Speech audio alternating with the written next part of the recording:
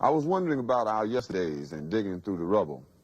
And to say the least, somebody went to a hell of a lot of trouble to make sure that when we looked things up, we wouldn't fare too well, and we would come up with totally unreliable pictures of ourselves. But I've compiled what few facts I could, such as they are, to see if we could find out a little bit of something, and this is what I got so far. First, white folks discovered Africa. They claimed it fair and square. Cecil Rhodes couldn't have been robbing nobody because, hell, there wasn't nobody there. And white folks brought all the civilization because there wasn't none around. How could the folks be civilized when wasn't nobody writing nothing down? And just to prove all of their suspicions, well, didn't take too long. They found out that there were whole tribes of people in plain sight running around with no clothes on. That's right. The men, the women, the young, and the old righteous folks covered their eyes. And no time was spent considering the environment. Hell no, this just wasn't civilized. And another piece of information they had, or at least this is what we were taught, is that unlike the civilized people of Europe, these tribal units actually fought.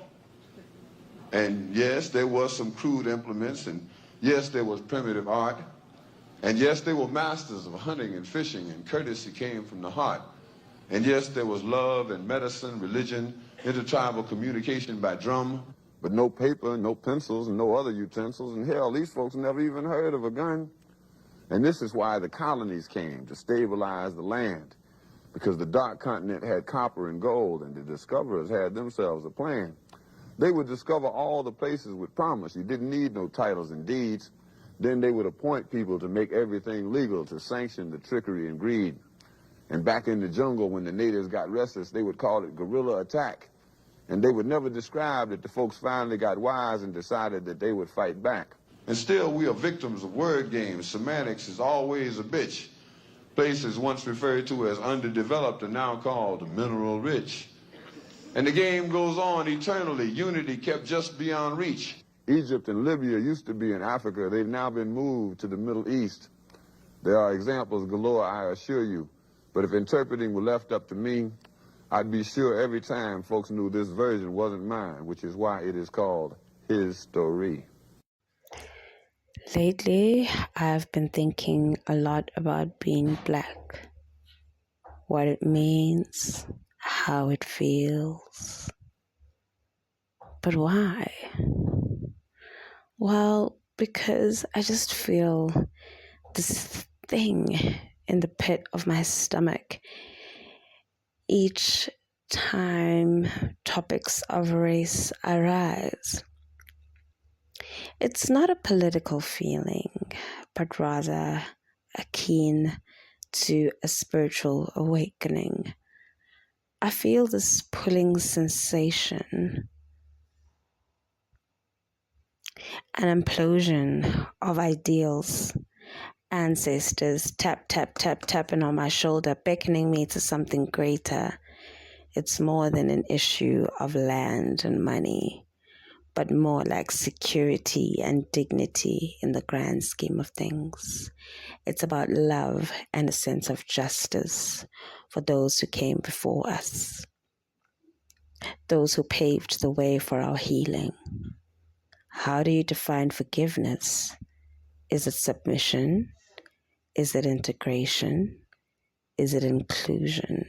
Knees to the ground, day in, day out, praying for something that I don't even know, stuck in a system so well designed, even the cleverest of us all still wrestle in the mud, struggling lotuses, struggling with the day-to-day, caught between an honest living or simply finding the right scam and running with it till the chickens come home to roost.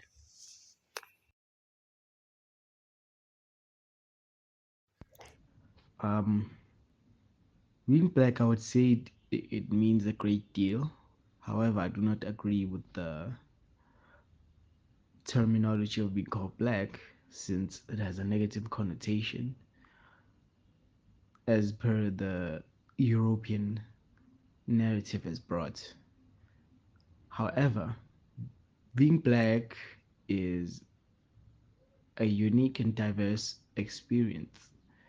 Therefore, it means a great deal because in that uniqueness and diversity, there's a lot of great things that entail. But mostly, being African means being tuned to nature and spiritually tuned to the environment in that which we live upon. And also, being black is also near a magical experience because nothing happens within our space and consciousness that is not out of the ordinary. Therefore, the everyday experience of an African man and woman is something a little bit magical.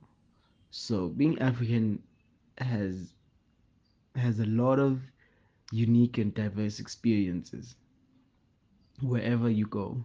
So it means a really great deal to be African, to be black.